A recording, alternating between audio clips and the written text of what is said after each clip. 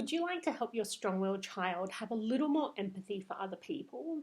My name's Jodie Thornton, and today we're going to talk about the specifics around what strong-willed children need so that they can really understand other people's perspectives and be a little bit more collaborative and considerate in how they treat other people. So, a lot of the time when we talk about what it means to have empathy for other people, particularly in relation to children, what we're getting at is, do they demand that they get what they need at the expense of somebody else? And so that's not actually what empathy is. So what empathy is really just understanding what another person is going through and understanding how they're experiencing something.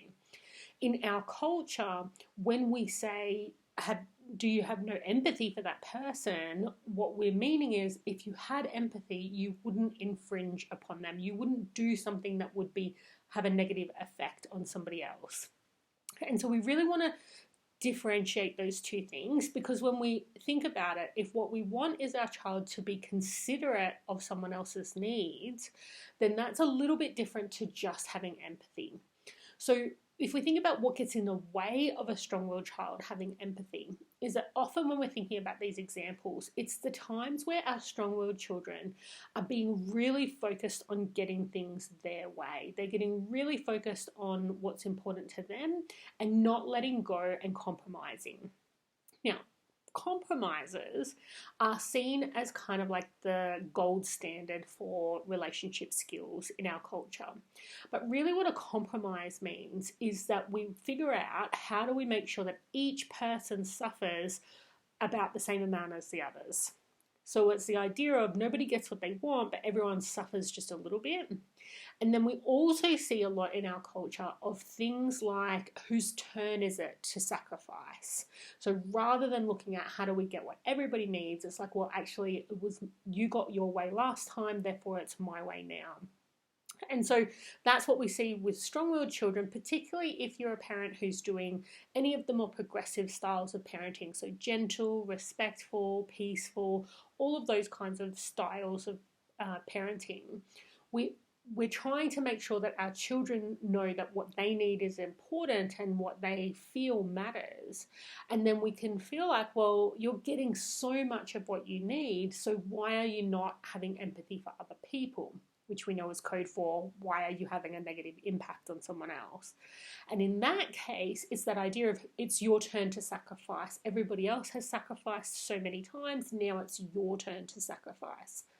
So what we want to do is actually change the way we think about how people interact with each other. So for our children, what we want to do is move into a space where they can understand another person's perspective, that we can understand what's actually important to our child, and then figure out what could work better for everybody. And so what that often means is that for strong-willed children, unless they've been taught the skills, often they get fixated on how they want to get what's important to them. So it's like, I need the particular cup, I need to control the play, it's my decision what time we eat. Like, there's all sorts of spaces where a strong-willed child will say, this is what's important to me. And what's happening is that they're focused on what they think will get them what they need.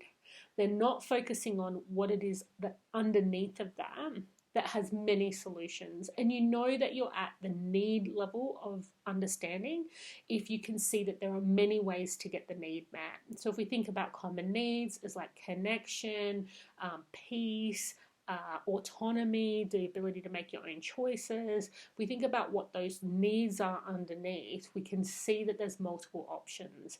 And so many strong-willed children will get really fixated on the one option that they think is going to work. So when we come in and say, that's not going to happen, so I can't let you wear that shirt because it's in the wash, or the particular cup you need is in the dishwasher, what our child hears is that they're not going to get what they need. And so we want to help them shift into, we can get you what you need, we just can't use that option. That option is not possible for us at the moment.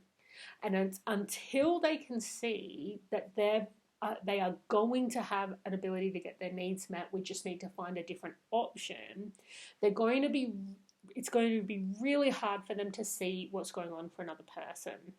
And that's especially the case when we're trying to teach them to have empathy by saying, you should not get what you need because the other person is going to be upset if you get what you need.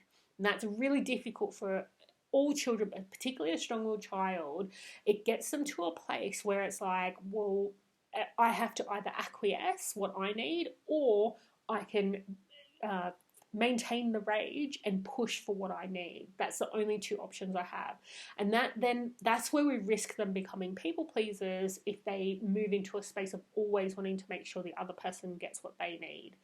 So instead, we want to start with looking at what is your child's perspective, reflecting it back to them, including what is the need underneath. So you're wanting to have fun, you're wanting to make this choice yourself, you're really wanting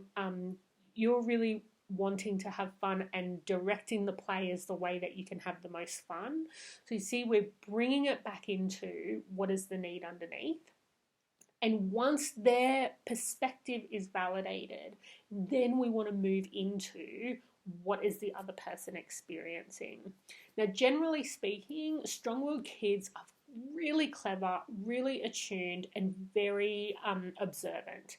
So once you can get them to feel comfortable that their own perspective will be taken care of, then they can be really clear, sometimes even without prompting, on what's going on for the other person.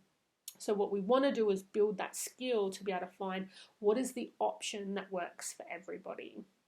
So if you'd like to know how to get into more detail about what does that look like, what do the conversations look like, and how do you handle the big feelings that come up when there just isn't an option that works for everybody, I'm going to be running a webinar on helping strong-willed children handle not getting their way.